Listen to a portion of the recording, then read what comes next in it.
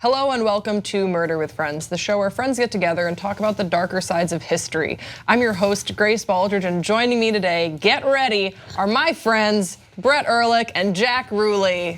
Good morning, guys. Yay. Thanks for coming here. We're taping this before Thanksgiving, and I'm thankful for both of you. Right. I agreed to it thinking like, everyone would be here. There's no one in the office. Yeah, it's totally empty. It's just us, which feels kind of eerie, but we're talking about an eerie story today. This is a story that's kind of unsettled me more than a lot of the things we've researched, just because it feels like it could happen again. We're talking about the Tokyo Sarin attacks, and the reason why I thought it would be cool to have you guys on the show today is because both of you guys have been to Japan and have this affinity for Japanese culture. So I guess sort of explain where you come from on that. So my now wife loves like 4 things in this world. 1 is like quiet, 2 is efficiency, 3 is sushi, and 4 is raw beef. I'm not on that list. Not her husband. not me at all. But she heard these things about Tokyo or about Japan, and so she wanted us to go. So we went, and we've been back 4 times in 2 years. Wow, and Jack? I really love Japanese food. And so I went, I had like a kind of bad moment in my life, and I was like, I should leave America. I drove you to the airport. Yeah. I was like, I should leave America for 10 days and not speak to a living soul. And then my girlfriend was like, hey, you went to Tokyo, like that seems cool, like we should go. So we went again, and then I got pneumonia while I was there and lost 10 pounds and didn't get treated till I came back to America. And my girlfriend was like, hey, you took me to Japan, and it was awful because you were a sick, disgusting piece of poo. And she's so considerate. She doesn't curse, so that's why. And then we went again. So it was like an 18-month period where I spent like 25 days in Japan. And the third time was better. Third time was amazing. Okay, third time good to is know. the charm for international travel. So today we're talking about the Tokyo Sarin attacks, sometimes called the Tokyo Sarin gas attacks, but we're gonna get into the chemical properties of sarin. Had you guys heard of this before we decided to come and talk about it, and what maybe were your memories, or what was your sort of baseline research coming into the discussion? I had heard of it when it happened. I guess I was in middle school middle school. And it was just one of those things that was on the news and then disappeared right after. But really? sarin gas, it was one of those things that you heard the term sarin, and it was not unheard of in the 90s to see news about cults doing weird things. But you felt like it was on the news and then it sort of left within weeks. And Jack, did you have any sort of baseline knowledge before coming into today's episode? Not really. I had like heard just like the phrase like Tokyo Metro sarin gas attack, and that was it. I didn't really know much about it. So when you hit me up about it, I was like, oh, okay, let's check this out. And it's really was mean to do. I'm sorry, I always do that. I assign Jack just some of the really upsetting and brutal episodes. What was the other one that you did? I do all the cult ones, I feel like. Yeah, cult. Ooh. And then Unit 731, Yeah. which was a bummer. Yeah. And never aired. This is my first cult, Well, hey. and I'm really excited to share it with you guys. There's a cult, there is mass murder, and let's just go to our first element about what we're gonna be talking about today. March 20th, 1995. 5 members of a shadowy cult make their way into the Tokyo Metro, just in time for morning rush hour. Some 9 million commuters use the winding underground system to get to work. It is 7:46 a.m. In an hour, 12 of these commuters will be dead, and approximately 5,000 more injured. The Tokyo Sarin attack will be the deadliest event to occur in Japan since World War II. A delusional and enigmatic cult leader with 40,000 followers attempts to instigate doomsday. Today on Murder with Friends. So that is actually our friend Tina that is our narrator for this episode. Beautiful voice. Beautiful voice. I like to broaden our friends you scope. can bring on the Yeah, how show. many friends can I bring on? And we brought on Tina because she works during the day, so I thought she would be an interesting narrator. This is what I propose we do when it comes to breaking down this discussion. I think in part 1 we should talk about just the events of what happened, and then in part 2 we're going to talk about sarin gas, why it is particularly cruel and unusual, and a little bit about, well, actually a lot about the cult that instigated this attack. And in part 3 I want to talk about the media response response, a little bit of the investigation, because I found some interesting articles from the time that just raised some questions about the police work that was going on at the time. So with that being said, let's talk about what happened on March 20th, 1995. Like we heard in that element, 7:46 a.m., this is the rush hour, and you have 5 guys walking onto the subway. And were they conspicuous? Did they look suspicious? No.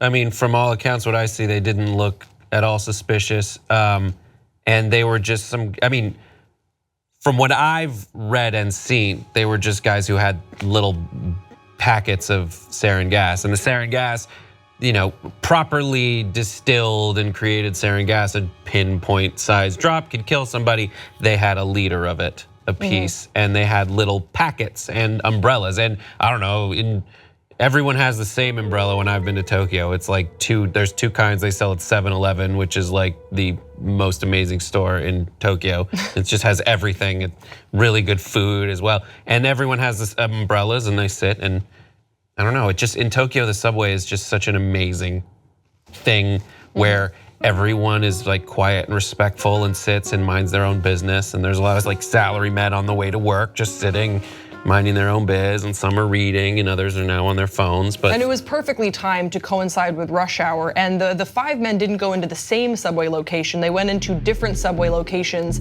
and they had a carefully orchestrated plan where the sarin gas, when released in those train cars, would then coincide as they all went into the city, and then they would get off at certain stops and meet up with a getaway car. So in total, there were 10 men that were involved with the conspiracy to commit the plot, but 5 that were in charge of these sarin packets. It's kind of strange. It seems as though maybe they were wrapped in plastic and then wrapped in newspaper, because we know that each of the men that were carrying sarin had at least 2 packets, some had 3. And you were talking about these umbrellas, they had sharpened tips.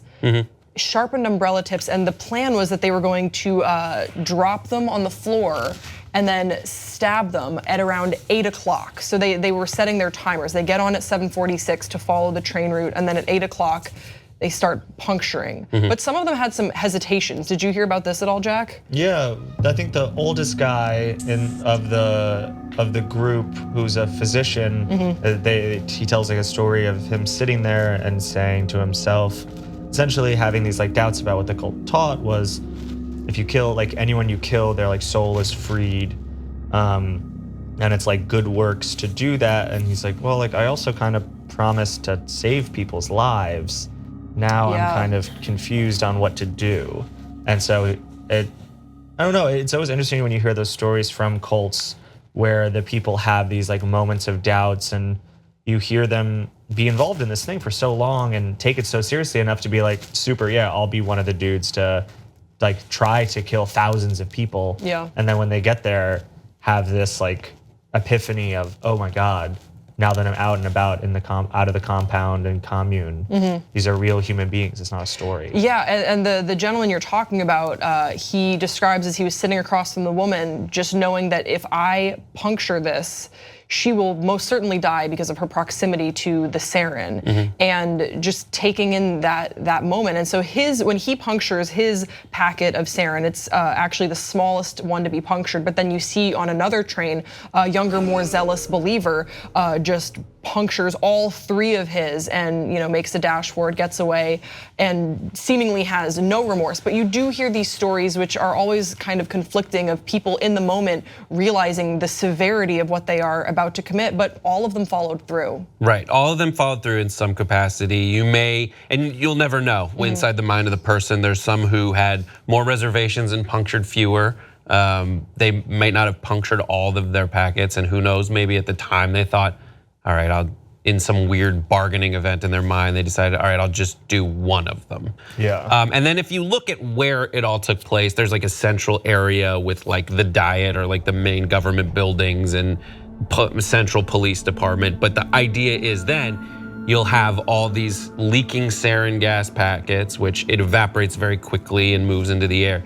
And then it would just, if you look at the map of the subway, they just go out into everywhere. Yeah. Places where they stopped are like Ibisu, which is like down this way, and Roppongi, which is like further down. And at least now it's this giant, it's where the YouTube space is, it's where like one of the big art museums is, and it's just kind of a very built out subway. Downtown Tokyo. Yeah, It's crazy how many people that would affect. And then Tsukiji, which is like the fish market where they, auction off the fish, and it's just all these areas that folks didn't know what to do. I mean, that's what when you put yourself in the position of when they start puncturing it. All right, now we think, oh, it was a sarin gas attack. They should have, clear it out, get it going. But at the same time, you have this very like Japanese, like, okay, people are dying and suffocating, let's get them out, but we got to get these trains on time to where they need to go. Yeah, well, you see that at 8:09, the Tokyo Fire Department receives the first emergency call. And so if they puncture it at 8:01, let's say, you're getting those first emergency calls, but nobody knew, like you were saying, Brett, that it was a that it was a sarin gas attack taking place within the Tokyo subway. It's like something bad on that specific train, not that there's this like deadly gas now that's just down in that space. Yeah. They're like, oh wow, everyone is really sick on this train. Something's wrong here. I remember specifically when I was like watching videos about it, there was a thing and people were talking about how they were very concerned with the car on the train where it was done. And they're like, okay, well, we need to clear this cart out. Something's wrong. And they're like, all right, well, continue with daily travel now. Yeah. And so they were still sending people down there. For minutes, and minutes really count when it comes to a gas attack like this that is so pervasive. But within the next hour, so beginning from 8, within the next hour, about 500 patients flood the 3 entrances of the St. Luke's Hospital. So by this time, they are aware that something's happening, but only at 9 a.m. do police begin to block access to the affected subway stations. So that is about an hour window. Huge amount mass of time confusion, like this. But there probably still were people that were like, all right, well, I feel fine, not understanding that the effects of sarin gases we'll get into in part 2 might come to effect when they were already at their job. So that's something that I found incredibly troubling. And then by 9:12, news of the Tokyo subway commuters sickened by a mysterious gas hits international news, which actually is remarkably quick, given that this was this 95. Sort of 95 predates what Twitter moments that we have today, which is where I see most of my breaking news. And then at 10 a.m., they indicate with a 99% probability that sarin was the causative agent. There's a military doctor was like, oh man, I know exactly what this is, and this is a big problem. Which is crazy. I was a doctor who was watching it who knew of a different event that happened elsewhere by the same cult in Matsumoto or wherever. In 1994. And said, you guys need to act differently because of this. Yeah. And depending on where these people were, the different hospitals had different capacities on how to handle so many folks. But then also there's an antidote to this gas. I guess we can get into that later, but tactically, as they were proceeding, all the men who punctured the gas packets also had an antidote in the event that it would contaminate them. They could inject themselves and be okay. So the idea that there's like this antidote to this very deadly gas is an interesting aspect of it. I thought so. I was watching like a YouTube video about it, and then they all had an antidote, and I was like, what if the antidote isn't real? And it's just like something the cult guy gave him, and I was like so amped for like the BBC announcer guy to be like, and the antidote wasn't real, but it was real and they were fine, and that's distressing. It's also, it's not a crazy assertion to make given how wild the cult Shinrikyo was, and we're gonna tell you all about the cult, their maniacal cult leader, and sarin gas, why this was so awful in part 2. Stay with us.